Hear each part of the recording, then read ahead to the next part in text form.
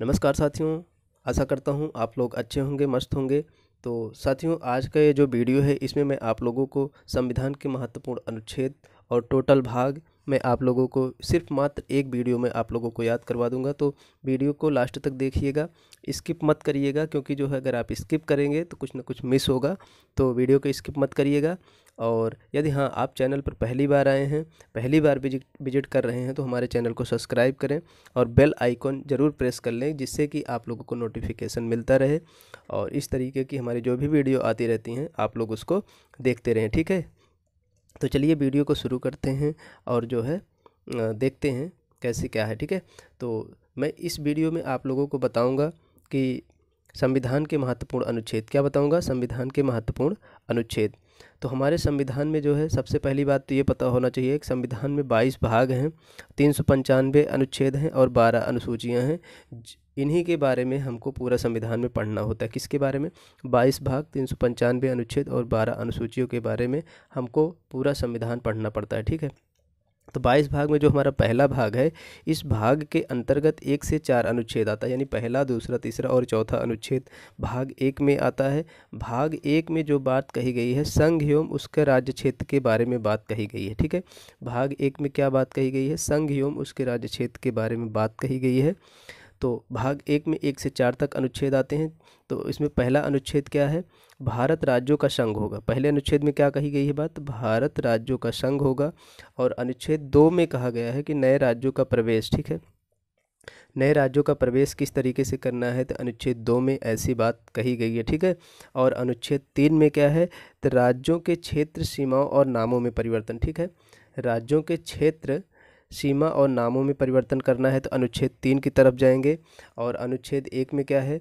भारत राज्यों का संघ है, ऐसी बात कही गई है। और अनुच्छेद 2 में क्या है? नए राज्यों का प्रवेश है। और अनुच्छेद 3 में क्या है?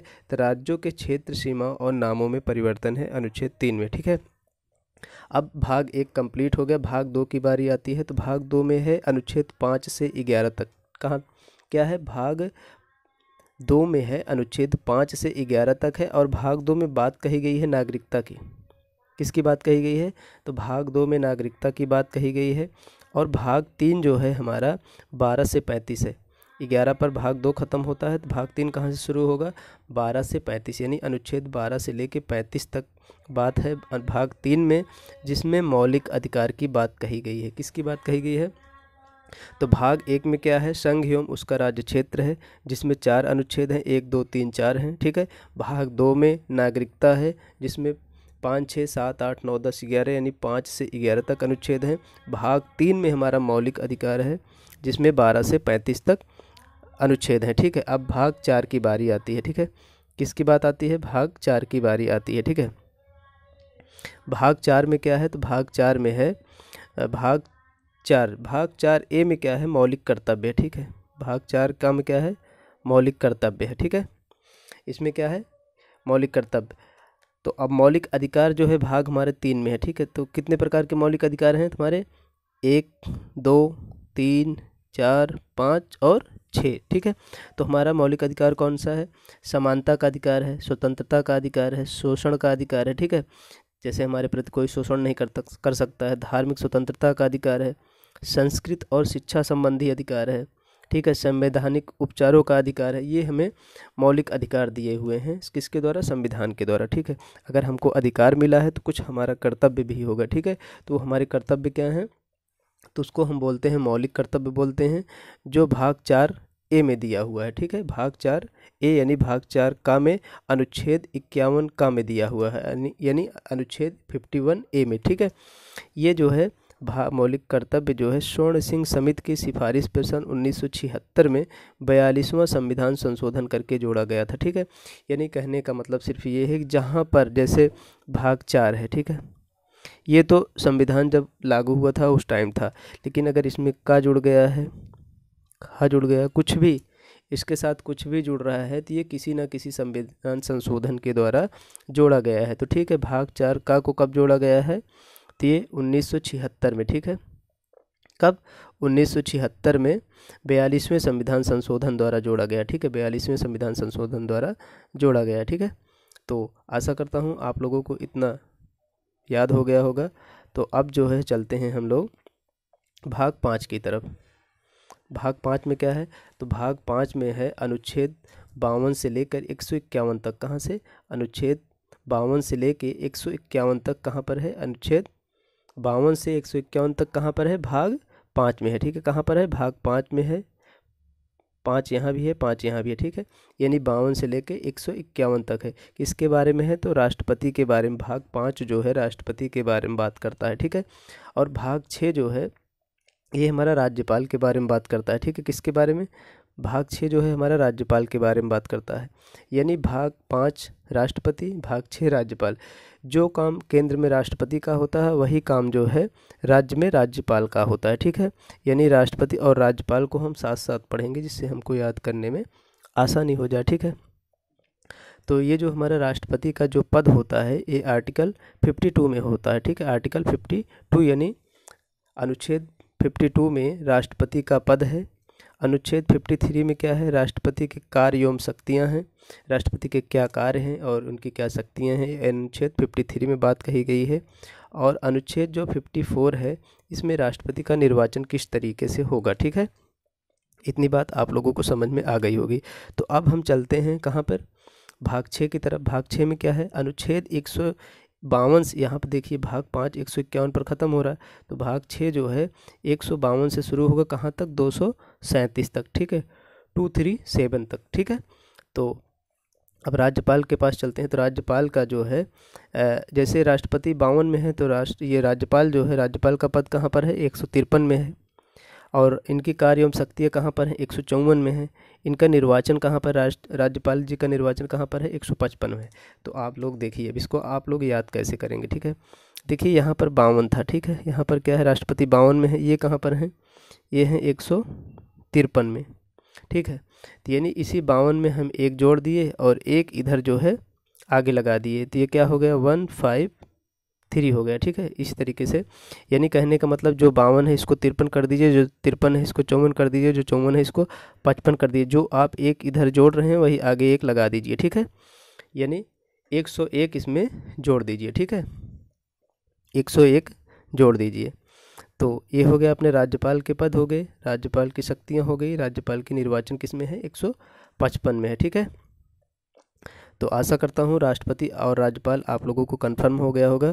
तो अब चलते हैं थोड़ा सा और आगे। और आगे क्या है, जैसे राष्ट्रपति का निर्वाचन हो गया, तो अब राष्ट्रपति पर महाभियोग कहाँ से लगेगा, 61 आर्टिकल 61 जो 61 है इस पर जो है राष्ट्रपति पर महाभियोग लगाया जाता है। ठीक है, राष्ट्रपति पर महाभियोग जो है, महाभियोग की प्रक्रिया जो है अनुच्छेद 61 के द्वारा लगाई जाती है। ठीक है, और राष्ट्रपति के प्रति जो है कुछ शक्तियाँ होती हैं, जैसे क्षमादान की शक्तियाँ, ये 72 में होता है। ठीक है, आर्टिकल 72 में क्षमादान की शक्ति होती है।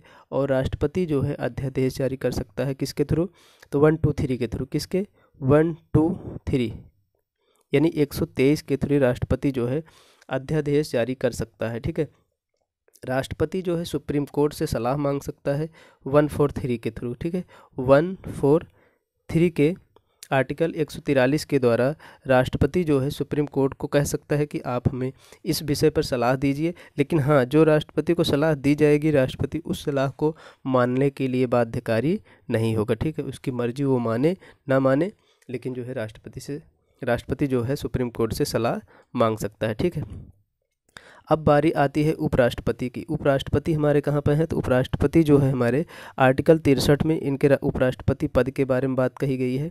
और जो उपराष्ट्रपति होते हैं मोस्ट इम्पॉर्टेंट है 64।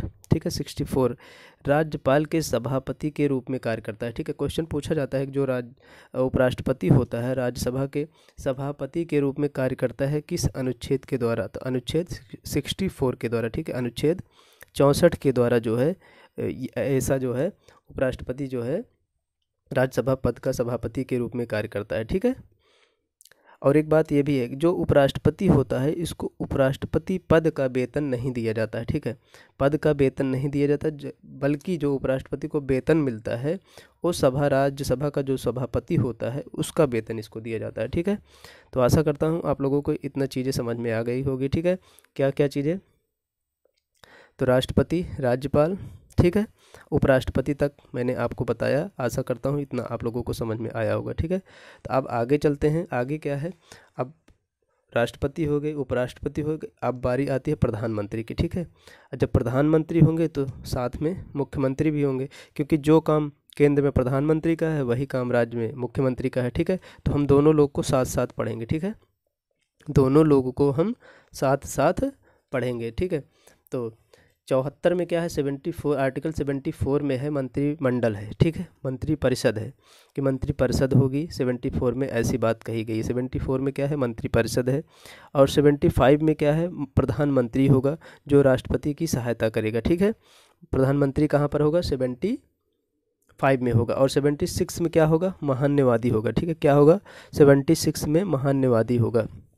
इसी तरीके से राज्य में होता है, मुख्यमंत्री होगा, मंत्रिमंडल होगा, मुख्यमंत्री होगा और महाधिवक्ता। अगर केंद्र में महान्यवादी होता है तो राज्य में महाधिवक्ता होता है, ठीक है। तो जैसे अब इसको आप कैसे याद करेंगे, जैसे 74, 75, 76 में क्या है, ये प्रधानमंत्री से रिलेटिव है। तो आप लोग क्या करेंगे, बताइए कैसे याद करेंगे। मैं बता रहा हूँ आप लोगों को ट्रिक। तो इनकी ट्रिक ये है, मुख्यमंत्री की ट्रिक ये है कि जो हमारा प्रधानमंत्री है, जो हमारा प्रधानमंत्री है, प्रधानमंत्री किस में है, तो हमारा 74 में है, तो ठीक है। इसमें से भी और इसमें से भी 1 घटा दो, तो यहाँ पे हो जाएगा 3, यहाँ पर हो जाएगा 6, जो ये 1 घटाए हैं इसको आगे कर दीजिए, ठीक है। तो कितना हो जाएगा, 163। 163 में क्या है, तो इसी तरीके से 163 में है मंत्रिमंडल होगा। और 164 में मतलब जो है 75 है ना, तो 75 में 1 घटाएंगे तो यहाँ हो जाएगा 4, यहाँ हो जाएगा 6, यहाँ हो जाएगा 1, क्योंकि जो 1 घटा रहे हैं उसको हम आगे वहाँ राष्ट्रपति के साथ भी लगा रहे थे ऊपर, और यहाँ पे राज्यपाल के साथ, और यहाँ पे मुख्यमंत्री के साथ भी आगे 1 लगेगा, ठीक है। जो घटाएंगे उसको आगे लगाएंगे, ठीक है। तो यहाँ पे क्या हो जाएगा, 164 में क्या हो जाएगा, 164 में हो जाएगा हमारा मुख्यमंत्री। और 165 में क्या है, 165 में जो है हमारा महाधिवक्ता हो जाएगा, ठीक है। तो आशा करता हूँ प्रधानमंत्री और जो है मुख्यमंत्री आप लोगों को समझ में आ गए हैं, याद हो गए हैं। यानी 74, 75, 76 में क्या है, प्रधानमंत्री हैं, ठीक है। प्रधानमंत्री हैं, मंत्रिमंडल है, प्रधानमंत्री और महान्यवादी हैं। और 163, 64, 65 में क्या है, तो मंत्रिमंडल है, मुख्यमंत्री हैं और महाधिवक्ता हैं, ठीक है। तो आगे चलते हैं। अब बात आती है संसद की, ठीक है। तो हमारा जो संसद है, ये संसद हमारा 79 में है। कहाँ पर है, संसद हमारा 79 में है। 80 में है हमारा राज्यसभा, और 81 में क्या है, 81 में है हमारा लोकसभा। तो इसको हम याद कैसे करेंगे, तो इसको याद करेंगे हम सरल, ठीक है। सा से हो गया हमारा संसद, राज्य से हो गया राज्यसभा, और ला से हो गया लोकसभा, ठीक है। तो यानी सरल याद कर लेंगे, ठीक है। तो सरल या सरला कुछ भी याद कर लो आप। तो 79 से शुरू करेंगे, 79, 80, 81, ठीक है। श संसद, रा राज्यसभा, ला और लोकसभा, ठीक है। तो इस तरीके से आप लोगों को याद हो गया, संसद 79 में है, और 80 में है राज्यसभा, 81 में है लोकसभा, ठीक है। अब जो है हमको अगर विधान मंडल याद करना है तो इसमें भी -1 करेंगे, वही मतलब -11 करेंगे, ठीक है। यानी जैसे 79 है, 79 में माइनस करेंगे 11, ठीक है। तो यहाँ पे हो जाएगा 8, यहाँ पे हो जाएगा 6, यहाँ पे हो जाएगा 1, ठीक है। क्योंकि 1 तो आगे लगाना ही है, ये तो आपको बताए हैं हम पहले ही, ठीक है। तो जो है आप लोगों को विधानमंडल कहाँ पर है, विधानमंडल 168 में है, ठीक है। कहाँ पर है, 168 में विधानमंडल है। और 170 में क्या है, विधानसभा है, ठीक है। और 175 में विधान परिषद है, क्योंकि 75 है, ठीक है। 75 है, विधान परिषद है, ठीक है। उसके बाद जो है हमारा अनुच्छेद 100 जो है, अनुच्छेद 100 जो है, ये क्या है, निर्णायक मत है। क्या है, निर्णायक मत है, ठीक है। जैसे हमारे पास अगर 100 मत हो गए तो 50 इनके पास चला गया, 50 इनके पास चला गया, तो अब ये भी बराबर हो गए और ये भी बराबर हो गए, तो जो 100 होगा ये निर्णायक मत दे देगा, ठीक है। यानी 1 दे देगा तो ये हो जाएगा 101, ठीक। क्या हो जाएगा, 101 हो जाएगा, ठीक है। यानी 1 को 50 मिल जाएगा, 1 को 51 मिल जाएगा, तो ये वाला जीत जाएगा। तो इसीलिए जो है इसको निर्णायक मत कहते हैं, किसको, 100 को, ठीक है। 108 में क्या है, 108 में है संयुक्त अधिवेशन है। क्या है, 108 में है हमारा संयुक्त अधिवेशन, ठीक है। जब हमें कभी संयुक्त अधिवेशन बुलाना पड़ता है, जैसे क्या होता है लोकसभा और राज्यसभा को दोनों को साथ में बुलाना पड़े, तो इसी को संयुक्त अधिवेशन कहते हैं, और उसको हम जो है राष्ट्रपति जो होते हैं वो 108 के थ्रू बुलाते हैं, ठीक है। और 110 में क्या है, तो 110 में है धन विधेयक, ठीक है। क्या है, धन, धन 10 ना, 110 में क्या है, धन विधेयक है। क्या है, 110 में है हमारा धन विधेयक है, ठीक है। 110 में है धन विधेयक। और 112 में क्या है, 112 में है हमारा बजट, बासे 12 बासे बजट, ठीक है। 112 में है बजट। और 116 में क्या है, लेखानुदान है। क्या है, 116 में है लेखानुदान। और 117 में क्या है, वित्त विधेयक। बहुत लोग जो है कन्फ्यूज हो जाते हैं, कब 110 और 117 में कन्फ्यूज हो जाते हैं, ठीक है। तो 110 में क्या है, इसमें धन विधेयक है। और 117 में क्या है, इसमें वित्त विधेयक है, ठीक है। तो कंफ्यूज नहीं होना है आप लोगों को। 110 में धन विधेयक है और 117 में वित्त विधेयक है, ठीक है।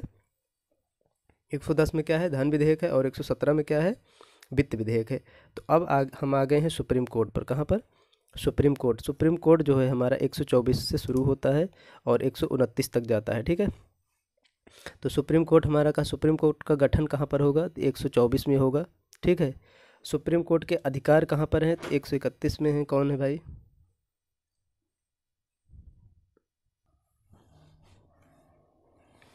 तो जैसा कि आप लोगों को पता है, मैंने बताया कि 124 में क्या है, सुप्रीम कोर्ट का गठन है। और 131 में क्या है, सुप्रीम कोर्ट का अधिकार है। 148 में क्या है, तो 148 में CAG कैग जो है, कैग की नियुक्ति कहाँ पर है, 148 में है।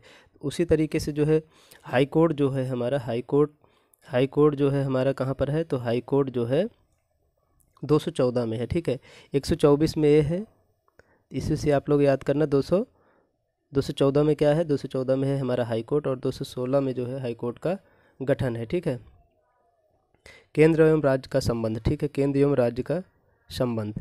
249 में क्या है, राज्य सूची के विषय पर शक्ति है, जो कौन कानून बना सकता है, तो संसद कानून बना सकती है, ठीक है। 249 में जो है संसद कानून बना सकती है राज्य सूची के विषय पर, ठीक है, 249 के थ्रू। और 250 में क्या है, आपातकाल के दौरान राज्य सूची के विषय पर कानून बनाने की शक्ति है। कब, आपातकाल के दौरान 250 में है, और वैसे नॉर्मली जो है 249 में है, ठीक है। और क्या है, 262 अनुच्छेद जो है, इसमें नदी जल विवाद है, नदी जल विवाद 262 में है। और 263 में है अंतर्राज्यीय परिषद, ठीक है। 280 में क्या है, वित्त आयोग है। और 312 में है अखिल भारतीय सेवा, IAS IPS IFS, ठीक है। 315 में क्या है, संघ एवं राज्य के लिए लोक सेवा आयोग का गठन कहाँ पर होता है, 315 में, ठीक है। 315 में क्या होता है, संघ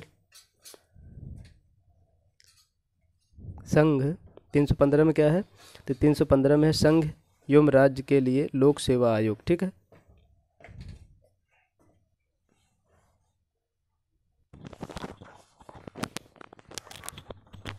टू 249 में क्या है, एक बार फिर से 249 में क्या है, तो 249 में है राज्य सूची विषय पर कानून बनाने की शक्ति किसको है, संसद को है, ठीक है, किसको है, संसद को। 250 में क्या है, आपातकाल के दौरान है राज्य सूची के विषय पर कानून बनाने की शक्ति, ठीक है।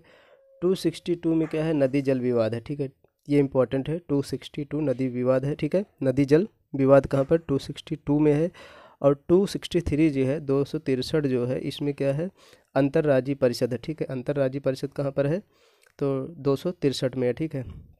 वित्त आयोग का गठन कहाँ पर है, तो 280 में है, वित्त आयोग का गठन 280 में है। और अखिल भारतीय का 312 में है, अनुच्छेद 312 में अखिल भारतीय सेवा है, जो 3 प्रकार की होती है, IAS होता है, IPS होता है, और IFS होता है, ठीक है।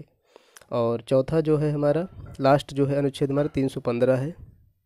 315 में क्या है, संघ एवं राज्य के लिए लोक सेवा आयोग, लोक सेवा आयोग का गठन कहाँ पर है, तो 315 के थ्रू किया जाता है, आर्टिकल 315 के थ्रू किया जाता है, ठीक है। तो ये रहा आज का जो है वीडियो।